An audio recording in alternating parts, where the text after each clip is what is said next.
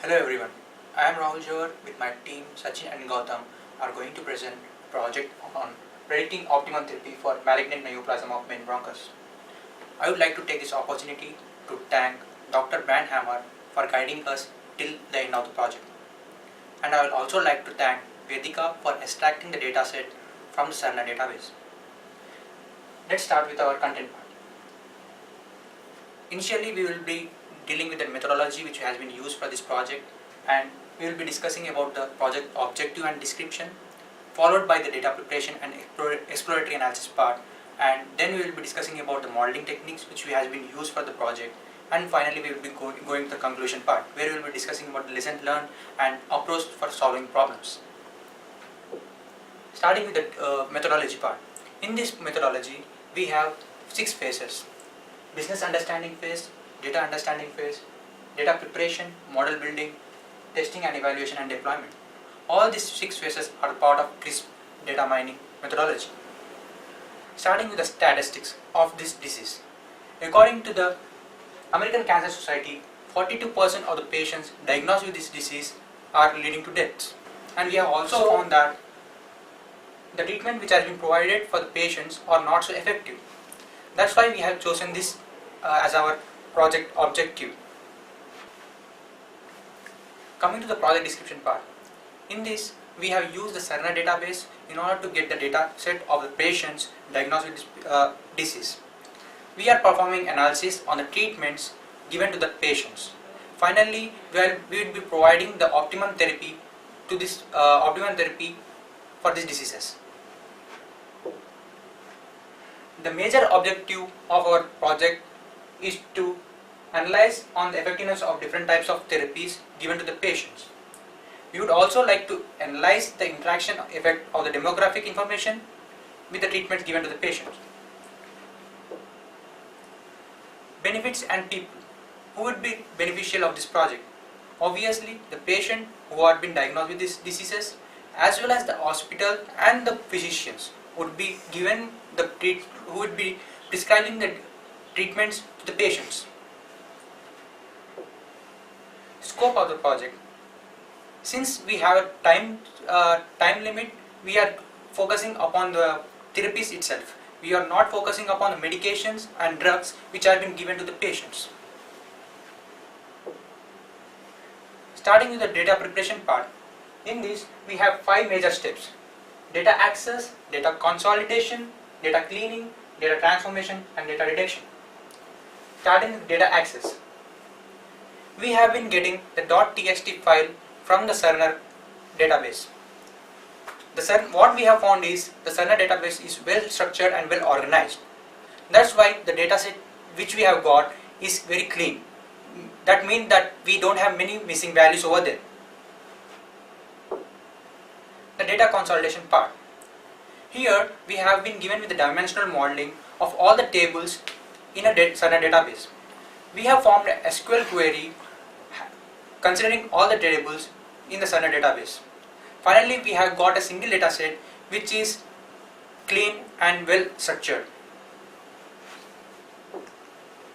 Data cleaning part. The final data set have 25 variables, and the variable age in months consists of many zero values. That's why we have eliminated that variable in our analysis.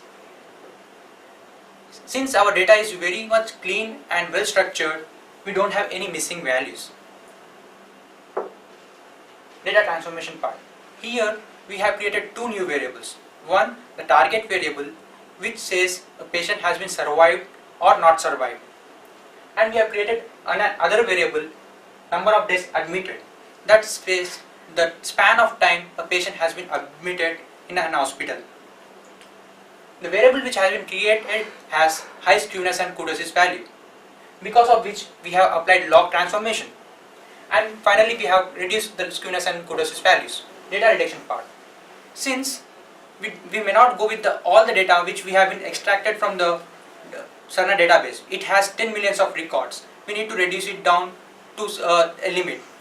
So we have removed some of the records by removing the diagnosis variables, like diagnosis variables and the medication variables.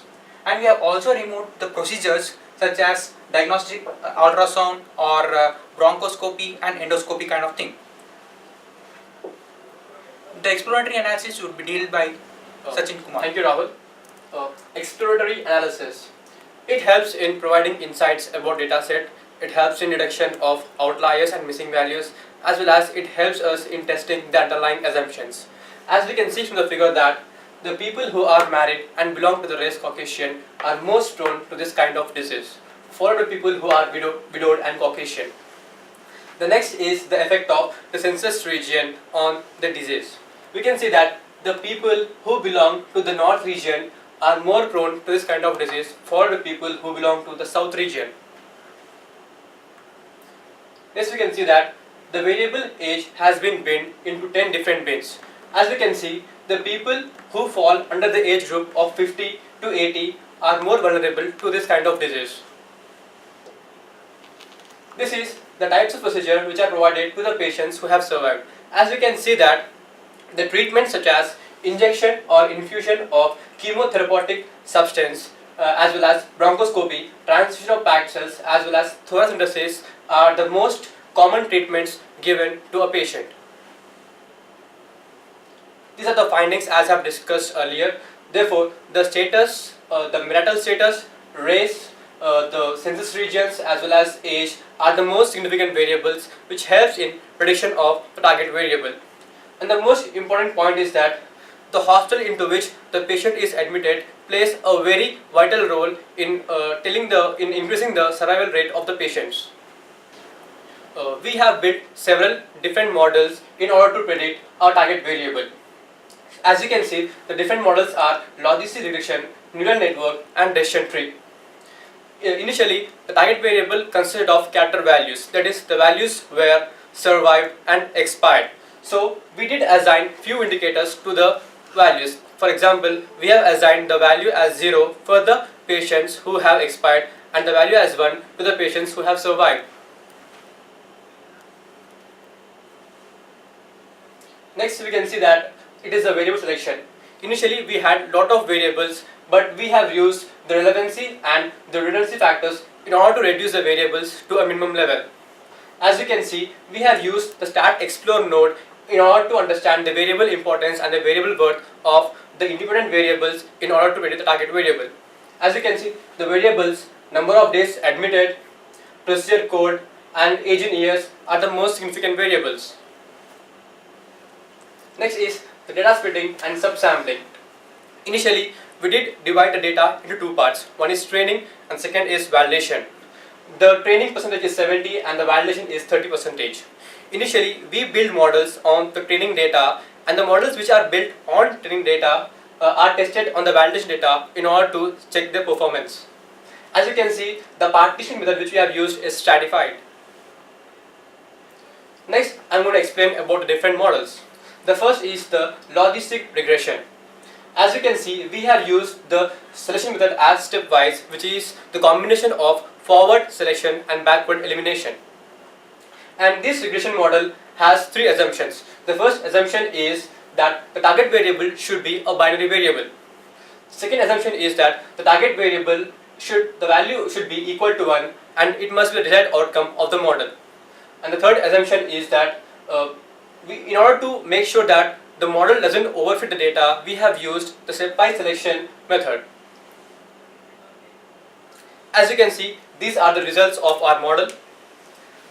The variables age in years, census region, gender and marital status are the most significant variables and they are marked in the color yellow.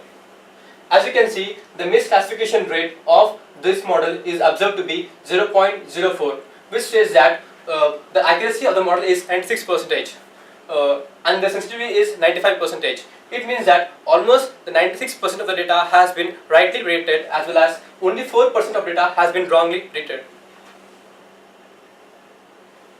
And the interpretation is the results from this model depicts that the variables such as gender, marital status, census region along with the procedures given are the most important variables.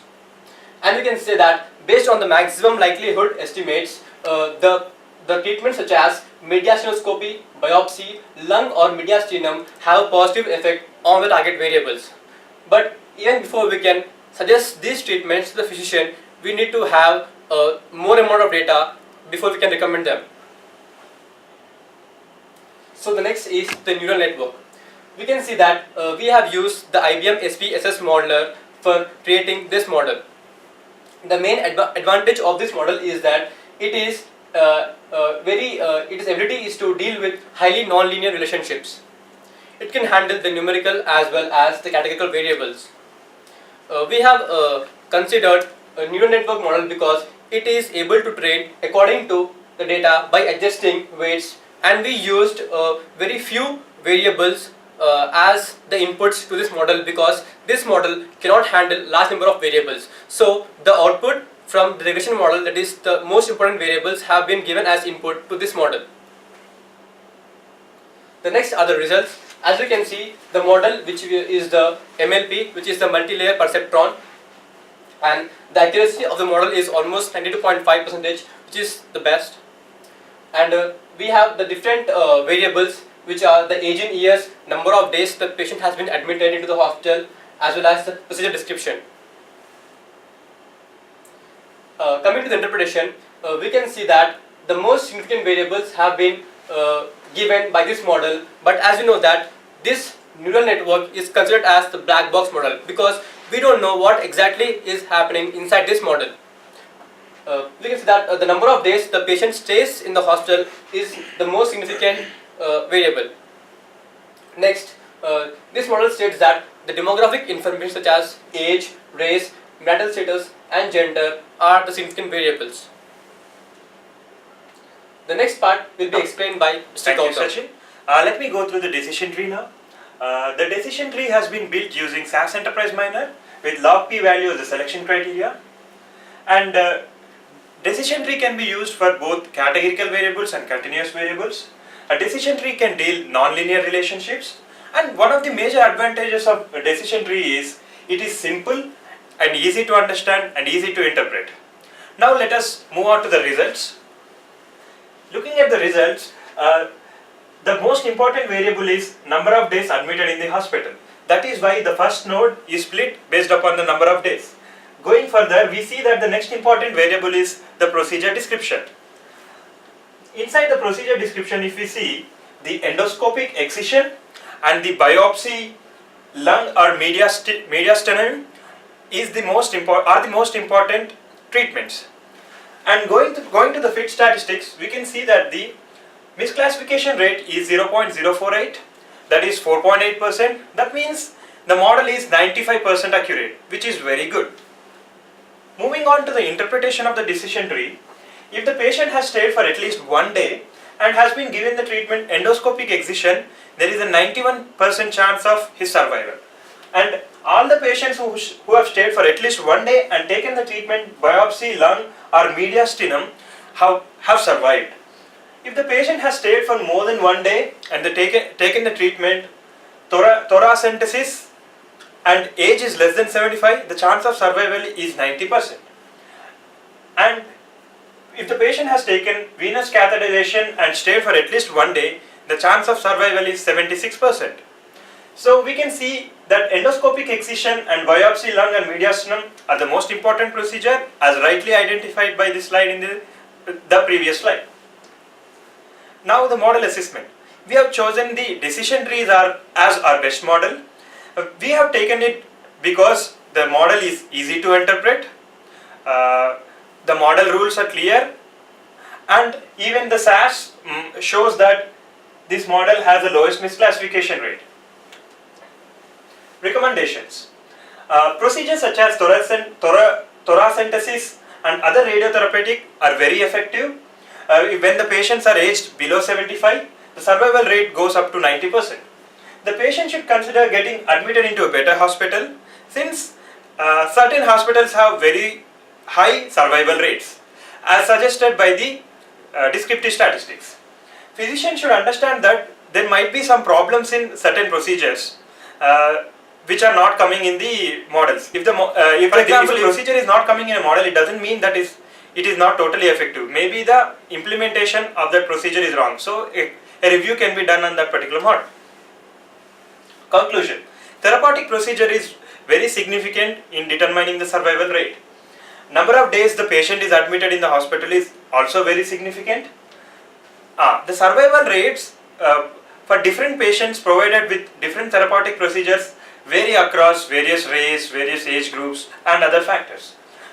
Procedures such as biopsy lung or mediastinum is the most effective treatment, as rightly suggested by the decision tree model.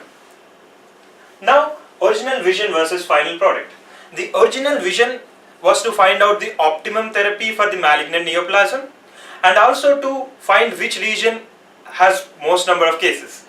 And to an extent, we have arrived at the conclusion by building three models: the logistic regression, the neural network and the decision tree. And we have arrived at a conclusion that procedures such as endoscopic excision and biopsy, mediastinum are very good. But we cannot recommend this to the physicians because we did the analysis on very less data. Provided we have more data, these analyses can be further supported and suggested to the physicians. Future scope. Survival analysis can be done to predict the survival of the patients in a better fashion.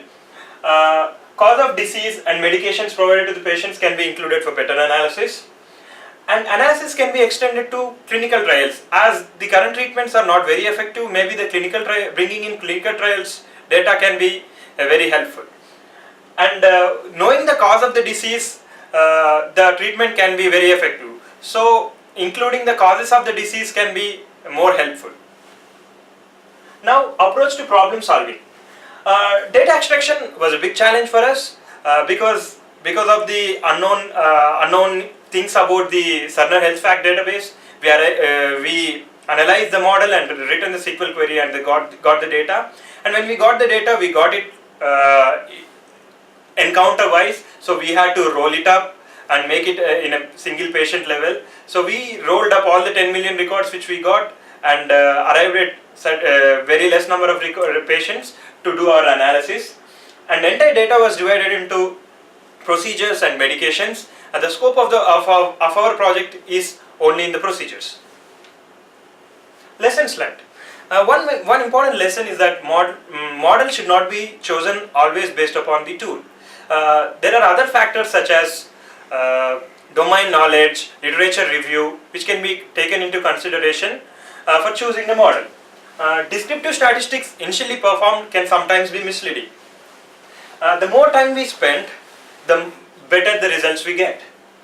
And sometimes the primary objective of the project also can change, because data analysis gives new findings. We may have to change the project objective sometimes, so we should be open to that one. And thank you. If you have any queries, please mail to any one of us, Gautam, Rahul, Sachin. Our mail IDs are displayed here. And thank you so much. It has been a pleasure working with this project. Thank you.